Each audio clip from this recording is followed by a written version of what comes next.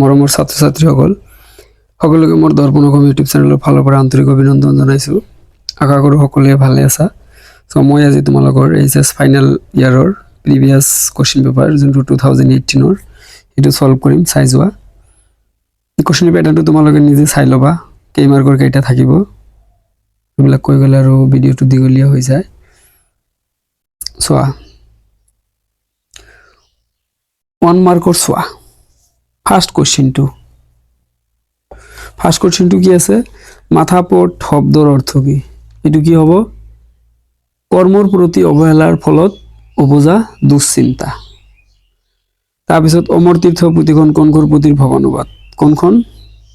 ফাৰ্চী ৰুবায়ত। মিলাৰাম এইবিলাক চিলেবাছত নাই, তাৰপিছতো চিলেবাছত নাই, তাৰপিছতো তোমালোকৰ চিলেবাছত নাই। আনন্দৰাম বৰুৱাৰ জীৱনৰ মূল মন্ত্ৰ কি আছিল? আনন্দৰাম বৰুৱাৰ জীৱনৰ মূল মন্ত্ৰ আছিল কৰ্ম। কটন কলেজৰ প্ৰথমগৰাকী অসমীয়া অধ্যাপক বা অধ্যক্ষ আৰু অধ্যাপক কোন আছিল? কটন কলেজৰ প্ৰথমগৰাকী অসমীয়া অধ্যাপক আৰু অধ্যক্ষ আছিল সূৰ্য কুমাৰ ভূঞা। বৈৰাগ্য শব্দৰ অৰ্থ কি? বৈৰাগ্য শব্দৰ অৰ্থ হ'ল কোনো বিষয় বা ইন্দ্ৰিয় ভোগৰ প্ৰতি অনাসক্তি।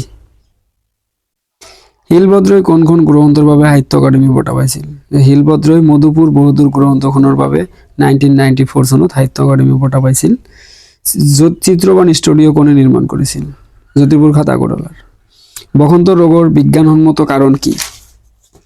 বসন্ত ৰোগৰ বিজ্ঞানসন্মত কাৰণ হ'ল ক্ষুদ্ৰ ভাইৰাছ বা বীজাণুৰ দ্বাৰা সৃষ্টি হোৱা এবিধ বেমাৰ। তাৰপিছত 1 মাৰ্কৰ কেইটা গ'ল, এতিয়া 2 মাৰ্কৰ কেইটা? 7 বেজবৰুৱাই উল্লেখ কৰা, মোৰ মাতৃমুখ দৰ্শন পাঠৰ পৰা, যে বেজবৰুৱাই উল্লেখ কৰা মাজু আৰু জ্ঞান কোন? মাজু হ'ল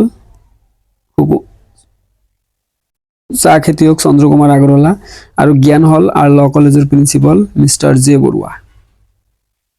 তাৰপিছততো চিলেবাছত নাই তোমালোকৰ। কথা কবিতাৰ দুটা বৈশিষ্ট্য, যে কথা কবিতা চিত্ৰধৰ্মিতাৰ ওপৰত প্ৰতিষ্ঠিত, কথা কবিতা ৰূপকাত্মক। কথা কবিতা এবিধ কবিতা, কিন্তু ইয়াৰ কবিতাৰ ভাষাত নহয়, গদ্যৰ ভাষাত লিখা হয়। কথা কবিতা এটা মাত্ৰ কেন্দ্ৰস্থ ভাৱ থাকে, হয়নে নহয়? 4টা ক'লো, এটা লিখিলে হ'ল, মানে একবাৰ মনত ৰাখিবা। 4 মাৰ্কৰ আহিলেও 4টা বৈশিষ্ট্য আহিলে লিখি দিবা। আৰু এইবিলাক মোৰ ভিডিঅ'বিলাকত দিয়া আছে, চব ডিটেইলছ 2017 to 25 লৈকে ছল্ভ কৰা আছে। দীঘল কুৱেশ্যনৰ এনচাৰবিলাক তোমালোকে তাতে চাই ল'বা। মই 1 আৰু 2 মাৰ্কৰ বা গ্ৰামাৰৰ যিবিলাক শৰ্ট টাইপ আছে এইবিলাক আলোচনা কৰিম।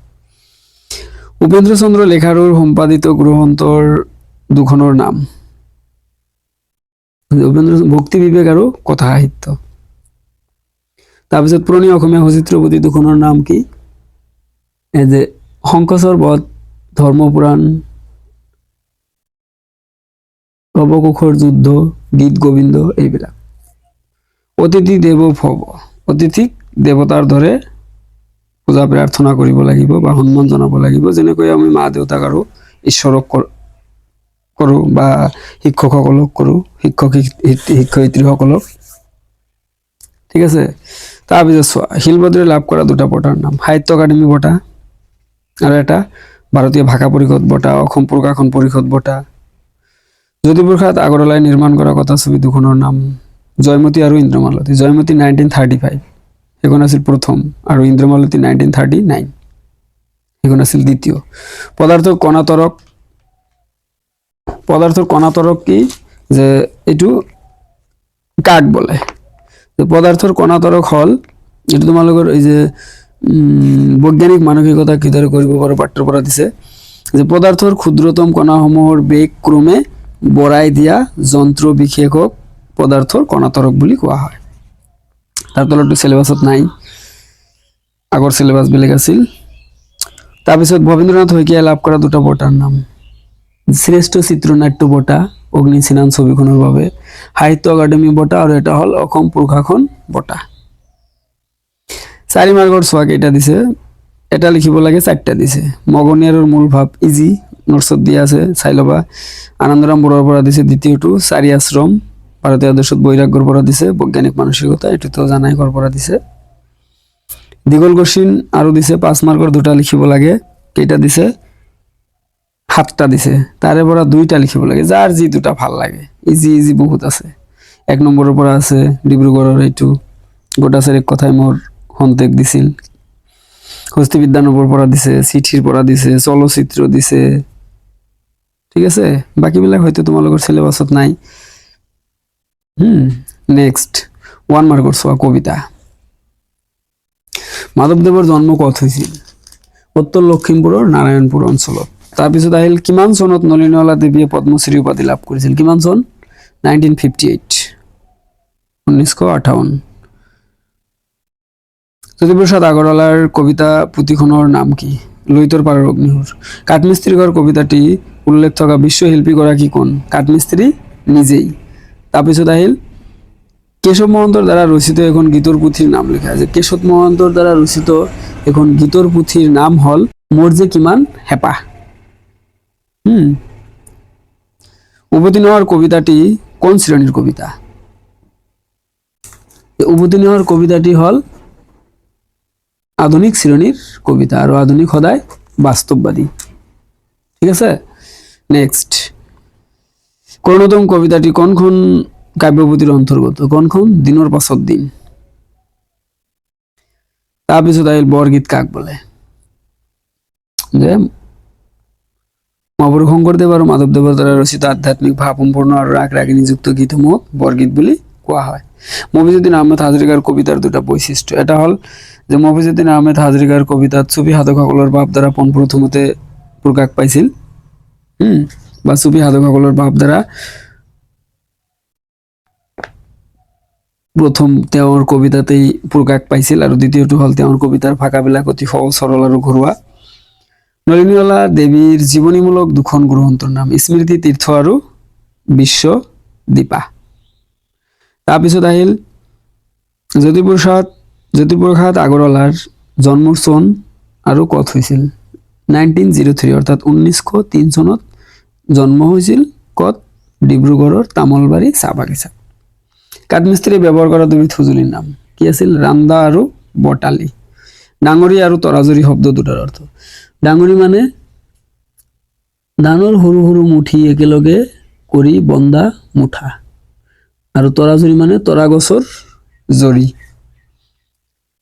নৱকান্ত বৰুৱাই শিশু আৰু চেমনীয়াৰ উপযোগীকৈ লিখা বা শিশু উপযোগী গ্ৰন্থ দুখনৰ নাম কি আছিল আখৰৰ জকলা হিয়ালি পালেগৈ ৰতনপুৰ বটোকাৰী ভূ তাৰপিছত নিৰ্মল পূৰ্বা বৰদলৈৰ দুখন গীতৰ পুথিৰ নাম কি আছিল সোণবৰণী আই আৰু সুৰীয়া মাত নেক্সট ব্যাখ্যা চাই ল'বা এইবিলাক চোৱা এটা লিখিব লাগে 3টা দিয়ে আৰু 3টাৰ পৰা যাৰ যোনটো ভাল লাগে সেইটো লিখিবা ব্যাখ্যা লাগাৰ নিয়মটো জানাই প্ৰসংগত 1 সংগতিত 1 ব্যাখ্যা থাকে 2 প্ৰসংগ মানে উক্ত কবিতা ভাগে আমাৰ পাঠ্যপুথিত থকা মফিজুদ্দিন আহমেদ হাজৰিকাৰ বিশ্বকণিকৰ কবিতাটোৰ পৰা তুলি দিয়া হৈছে 1 নম্বৰটো আৰু সেই কবিতাটোৰ জৰিয়তে কি ক'ব বিচাৰিছে এইটো হল সংগতি তাৰপিছত ব্যাখ্যা মানে এই দুটা লাইনৰ জৰিয়তে কি কথা কবিয়ে ক'ব বিচাৰিছে হেনেকৈ লিখিবা মুঠৰ ওপৰত যদিও কোনবাই নোৱাৰা তথাপি দুটা পয়েন্ট লিখিবাই 2টো পাবা 4 ভিতৰত 0 পোৱাতকৈ 2 পোৱা ভাল তাৰপিছত চোৱা 3 মাৰ্কৰ 2টা লিখিব লাগে 5টা দিছে তোমাৰ পাঠ্যপুথিৰ অন্তৰ্গত বৰগীতটিৰ মাজেৰে শ্ৰীকৃষ্ণৰ চৰিত্ৰ কেনেদৰে প্ৰকাশ পাইছে যে এই বৰগীতটিত উঠৰে উঠ বাপু গোপালহে তোমালোকৰ বৰগীতটোৰ নাম যোনটো আছে আৰু এই বৰগীতটিত ভগৱানৰ শিশুকালৰ লীলা বৰ্ণনা কৰিছে তেওঁ টোপনি মাৰি আছিল মাতৃ যশোদাই কেনেকৈ টোপনিৰ পৰা জগাই তুলিছে এই কথাবিলাকে ধুনীয়াকৈ ইয়াতে প্ৰকাশ পাইছে সেইবিলাক ধুনীয়াকৈ লিখিবা 3 মাৰ্কৰ হিচাপত মানে মূল ভাৱটো চাই পেলাই মোৰ নোটছ বিলাক চাই ল'বা দীঘল কোশ্চেনৰ ভিডিঅ' বিলাক মানে হল আলোচনা যোনটো কৰিছো সেইবিলাক চাবা নলিনীৱালা দেৱীৰ কবিতাত মাজেৰে মূলত কি ভাৱধাৰা প্ৰকাশ পায় যে নলিনীৱালা দেৱীৰ কবিতাবোৰত মূলত অতীন্দ্ৰবাদী বা ৰহস্যবাদীৰ ভাৱধাৰা প্ৰকাশ পায় আৰু ভগৱত প্ৰীতিৰ ধাৰণাই প্ৰকাশ পাইছে তাৰপিছত 16 হোপাচাৰ বুলিলে কি উপাচাৰৰ কথা বুজায় যে 16 হোপাচাৰ হল পূজাৰ 16 বিধ উপকৰণ ঠিক আছে তাৰে ভিতৰত যিকেইটা আছে লিখি দিবা লিখি দিলে 3 মাৰ্কস কি আছিল আসন স্বাগত পাদ্য অৰ্ঘ্য আচমনীয় মধুপৰ পুনৰাচমনীয় স্নান বখন আবৰণ গন্ধ পুষ্প ধূপ দীপ নৈবেদ্য আৰু বন্দনা। এই হল 16টা। কাঠমিস্ত্ৰীয়ে কাৰ কাৰ বাবে কাম কৰে বুলি কবিতাটিত উল্লেখ কৰিছে। যে কাঠমিস্ত্ৰীয়ে সমাজৰ ধনী শ্ৰেণীৰ মানুহৰ বাবে কাম কৰে বুলি কবিতাটিত উল্লেখ কৰিছে। এতিয়া সেই ধনী শ্ৰেণীৰ মানুহবিলাকৰ কাৰণে বিভিন্ন ধৰণৰ আচবাবপত্ৰ তেওঁ বনাইছে আৰু তেওঁলোকে দিনে নিশাই কাম কৰি পৰিশ্ৰম বা কষ্টৰে কাম কৰি তেওঁলোকে সেই ধনী মানুহৰ ডাঙৰ ডাঙৰ অট্টালিকাও বনাই দিছে আৰু তাৰ লগতে বিভিন্ন ধৰণৰ আচবাবপত্ৰ বনাই দিছে। লিখিবা বনাইছ নাই 3 মাৰ্কৰ না, দীঘল কোশ্চিনৰ ভিডিঅ'টো লিখিবা। মই যিখিনি কথা কৈছো এইখিনি লিখিলেতো বহুতখিনি হৈ যাব। নৱকান্ত বৰুৱাৰ 3খন কবিতা পুথিৰ নাম কি লিখিবা? যে নৱকান্ত বৰুৱাৰ 3খন কবিতা পুথিৰ নাম কি কি আছিল? যে নৱকান্ত বৰুৱাৰ 3খন কবিতা পুথিৰ নাম হল, এটা হল নাম্বাৰ 1 হে অৰণ্য হে মহানগৰ, এটি 2টি 11টি তৰা, ৰাৱণ আছে, সম্ৰাট আছে, মোৰ আৰু পৃথিৱীৰ আছে, দলঙত তামি কৰা। ঠিক আছে। তাৰপিছত আহিল সত্যম শিৱম সুন্দৰম, যোনটো মূল্যবোধ আৰু কৈশোৰ কাল। 1 মাৰ্কৰ 2টা লিখিব লাগে, 3টা দিছে। তোমালোকৰ টাইমত 4টা থাকিব কাৰণ প্যাটাৰ্ন চেঞ্জ কৰিছে এতিয়া। 4টাৰ পৰা 2টা। যে এইটোৰ অৰ্থ হল কি? আনন্দদায়ক বা সুখজনক। ঠিক আছে। নন্দনতাত্ত্বিক সুখ বা আনন্দজনক। ভাৰতবৰ্ষৰ প্ৰাচীন শিক্ষা ব্যৱস্থাৰ মূল আধাৰ কি আছিল? কি আছিল? মূল্যবোধ শিক্ষা। দিবা স্বপ্ন বুলিলে কি বুজা? দিবা স্বপ্ন মিন্স অবাস্তৱ কল্পনা, যোনটো তোমালোকে কৰি ভাল পোৱা। কৈশোৰ কালৰ ল'ৰা ছোৱালীবিলাকে অবাস্তৱ কল্পনা কৰি ভাল পায়, সদায় কাল্পনিক জগত। সেইকাৰণে কেতিয়াবা আশাবাদী, কেতিয়াবা নিৰাশাবাদী। ভাৰতীয় দৰ্শনে মূল্যবোধক কি কি শ্ৰেণীত ভাগ কৰিছে? কেইটা শ্ৰেণীত? 4টা শ্ৰেণীত। কি কি? ধৰ্ম, অৰ্থ, কাম আৰু মোক্ষ। কৈশোৰ কালৰ বাবে প্ৰস্তুত কৰা মাধ্যমিক স্তৰৰ পাঠ্যক্ৰমত থকা 4টা মৌলিক বিষয় কি কি? ভাষা শিক্ষণ, গণিত, বিজ্ঞান আৰু সমাজ বিজ্ঞান। বাৰে বাৰে আহে এইবিলাক কোশ্চিন। সহজ অৰ্থত মূল্যবোধ মানে কি? 2টা লিখিব লাগে, 3টা দিছে। তোমালোকৰ 4টা থাকিব, গতিকে 2টা লিখিব লাগে, যাৰ যি 2টা ভাল লাগে। সহজ অৰ্থত মূল্যবোধ কি?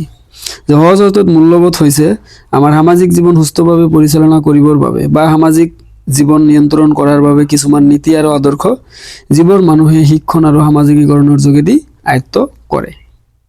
তাৰপিছত 4 মাৰ্কৰ 1টা লিখিব লাগে মূল্যবোধ আৰু কৈশোৰ কালৰ পৰা। ঠিক আছে। 1টা লিখিলে 4। চিৰন্তন মূল্যবোধ আৰু বীৰ পূজা সম্পৰ্কে আহিছে, দীঘল কোশ্চিনত দিয়া আছে, এইবিলাক চাই ল'বা ভিডিঅ'বিলাক। গ্ৰামাৰৰ মই এটা ভিডিঅ' বনাই দিম, টেনশ্যন কৰিব লগা নাই। ঠিক আছে। এইবিলাক পিছত সেই গ্ৰামাৰ ক্লাছত আলোচনা কৰিম। তাৰপিছত চোৱা, আৰু তোমালোকৰ গ্ৰামাৰত কিন্তু বহুত মাৰ্কস, 30 মাৰ্কস, আৰু এই 30 মাৰ্কসৰ ভিতৰত যদি 25 প্লাস পোৱা দেন 100% 80 প্লাস পাবাই। আৰু গ্ৰামাৰত 25 প্লাস পোৱা মানে সেইবিলাক ভাল ষ্টুডেন্ট। আৰু বহুত ইজি হয় গ্ৰামাৰ। এই 6 5 তো পুৰা ইজি। তলৰ প্ৰত্যয়সমূহ ভাঙি দেখুওৱা আৰু কোনটো কি প্ৰত্যয় লিখা। 5টা লিখিব লাগে। আৰু এতিয়া নিউ প্যাটাৰ্নত 6টা লিখিব লাগে। 1 মাৰ্কৰ 6টা লিখিলেই 6। কি আছে? অনাহক, অনাযোগ হক, অনাহক এইটো পূৰ্ব প্ৰত্যয়। আওবাট, আওযোগ বাট এইটো পূৰ্ব প্ৰত্যয়। হন, হ যোগ অন, হন এইটো হল কৃত প্ৰত্যয়। নাচনি, নাচ যোগ অনি এইটোও কৃত প্ৰত্যয়। কান্দুৰা, কান যোগ উৰা এইটোও কৃত প্ৰত্যয়। কৃত মিন্স কাম কৰা বুজাব শব্দবিলাক। ধৰুৱা, ধাৰ যোগ ৱা, ধৰুৱা। ঠিক আছে। এইটোও কৃত প্ৰত্যয়। খেতি, খেত যোগ ই, খেতি এইটো নাম শব্দ, গতিকে এইটো তদ্ধিত প্ৰত্যয়। তাৰপিছত চোৱা, জতুৱা ঠাঁচ বা খণ্ডবাক্য বুলিও কোৱা হয়। যিকোনো 4টা লিখিলে 8 মাৰ্ক। শব্দৰ অৰ্থ লিখি বাক্য ৰচনা, এইবিলাকৰ ওপৰত এটা ভিডিঅ' বনাই দিম, চাই ল'বা, তাৰ পৰা 100% কমন পাবা। তাৰপিছত চোৱা, এছে ৰচনা দিছে আই থিংক 4টা, 1 2 3 4, 4টা। চোৱা, 4টাৰ ভিতৰত এটা মানৱ সমাজলৈ বিজ্ঞানৰ অৱদান, 9 10তো পঢ়িছা। পৰিৱেশ প্ৰদূষণ আৰু ইয়াৰ প্ৰতিকাৰ, 9 10তো পঢ়িছা। নাৰী শিক্ষাৰ প্ৰয়োজনীয়তা, যদিও পঢ়া নাই অলপ অলপ জানা। আৰু তলত চোৱা, এইটোতো কমন, তোমাৰ প্ৰিয় গ্ৰন্থ বা প্ৰিয় সাহিত্যিক। ঠিক আছে। গতিকে এই 4টাৰ পৰা, গতিকে এই 4টাৰ পৰা যাৰ যোনটো ভাল লাগে সেইটো লিখিবা। গতিকে এই 4টাৰ পৰা যিকোনো এটা লিখিবা, এটাহে লিখিব লাগে, আৰু এটা লিখিলে 10 মাৰ্কস। আৰু ইয়াতে পইণ্টবিলাক দি দিছে, পইণ্ট আউট, পইণ্ট ৱাইজ লিখি যাবা। ঠিক আছে। তো সকলোৱে ভিডিঅ'বিলাক নিজৰ ফ্ৰেণ্ডৰ লগত শ্বেয়াৰ কৰিবা, লগতে মোৰ দৰ্পণ অসম ইউটিউব চেনেলটো ছাবস্ক্ৰাইব কৰিবা। Thank you students.